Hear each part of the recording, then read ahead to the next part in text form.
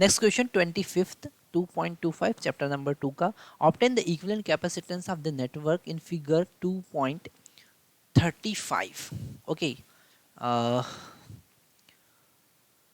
For 300 volt supply determine the charge end voltage across each capacitor, है ना। यहाँ पर हमने 300 वोल्ट लगा रखा है, ये देख रहा है यहाँ पे 300 वोल्ट लगा रखा है।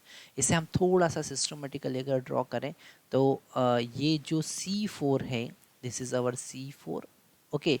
और यहाँ पर ये वाला पॉइंट, ओके। और इसे हम यहाँ इस C1 को पैरेलल में लेकर इसके पैरेलल में दो कैपेसिटर हम लगा सकते हैं, ओके।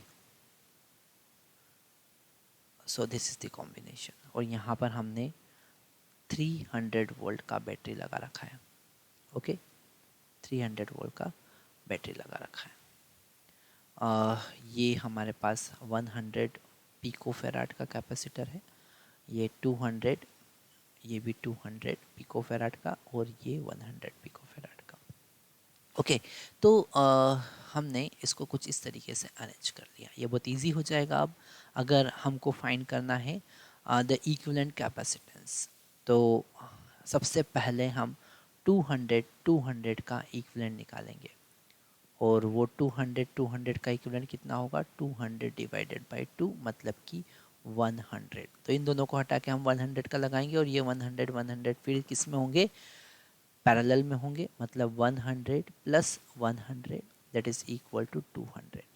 तो अल्टीमेट हमारे पास C4 और उसका इक्विवेलेंट, यहाँ पर एक C4 जो कि 100 का है, और एक उसका इन सब का equivalent that is equal to 200। तो अब हम अगर इसका इक्विवेलेंट निकालेंगे C इक्विवेलेंट, तो वो होगा 100 into 200 divided by 100 plus 200, okay. तो ये हम अगर सॉल्व करेंगे तो 200 इंटू 100 डिवाइडेड बाय 300 हम लिखेंगे, 2 0 कैंसिल हो जाएगा, तो अल्टीमेट 66.7 पिको फेराड।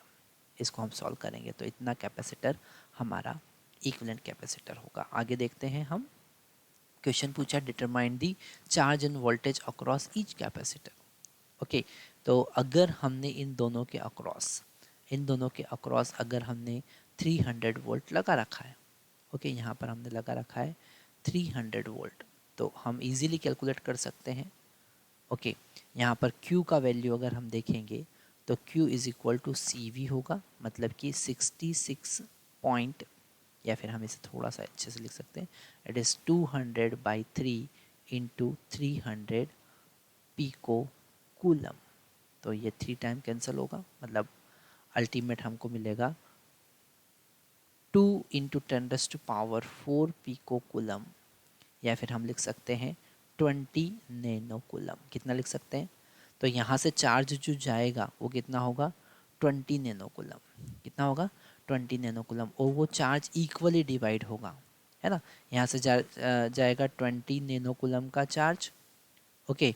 और C4 में कितना होगा, हम उसको लिख देते हैं Q4 that is 20 nano coulomb, और वो दो पार्ट में डिवाइड हो जाएगा क्योंकि इक्वल कैपेसिटर है। नीचे कितना है, दोनों का कॉम्बिनेशन 100 और ऊपर भी 100, तो यहाँ पर 10 नैनो कूलम ऊपर जाएगा और 10 नैनो कूलम नीचे जाएगा।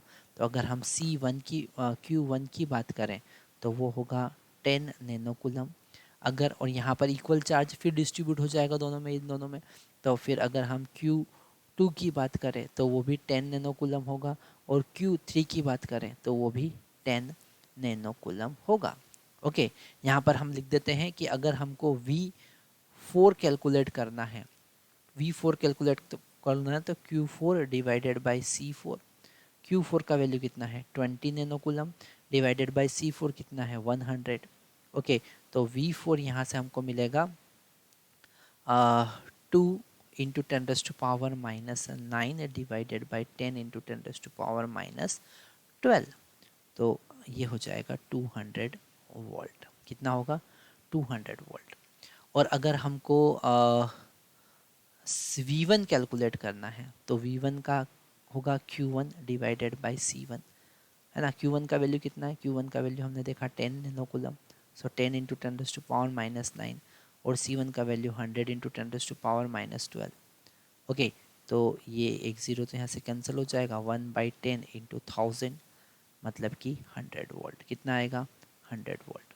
ओके, और इन C2 और C3 के अक्रॉस भी 100 वोल्ट नहीं, 100 वोल्ट होगा जो दो पार्ट में डिवाइड हो जाएगा, तो यहाँ पर 50 वोल्ट आएगा और 50 वोल्ट यहाँ पर आएगा। ओके, तो ये छोटा सा एक कॉन्सेप्ट हम बहुत इजीली समझ सकते हैं कि यहाँ पर इसके अक्रॉस पोटेंशियल है 200 वोल्ट। ओके, और इन दोनों के अक्रॉस 100 वोल्ट, तो 100 वोल्ट यहाँ पर और दोनों का मिला के 100 मतलब 50 वोल्ट यहाँ पर और 50 वोल्ट यहाँ पर। ओके, और चार्ज की बात करें तो यहाँ से चार्ज जो होगा वो 20 नैनो कूलम का पास होगा और वो दो इक्वल पार्ट में डिवाइड होगा, जो कि 10 नैनो कूलम इधर जाएगा और 10 नैनो कूलम इधर जाएगा, तो 10 नैनो कूलम दोनों में डिस्ट्रीब्यूट हो जाएगा। इस तरीके से हम बेसिक कॉन्सेप्ट की हेल्प से समझ सकते हैं।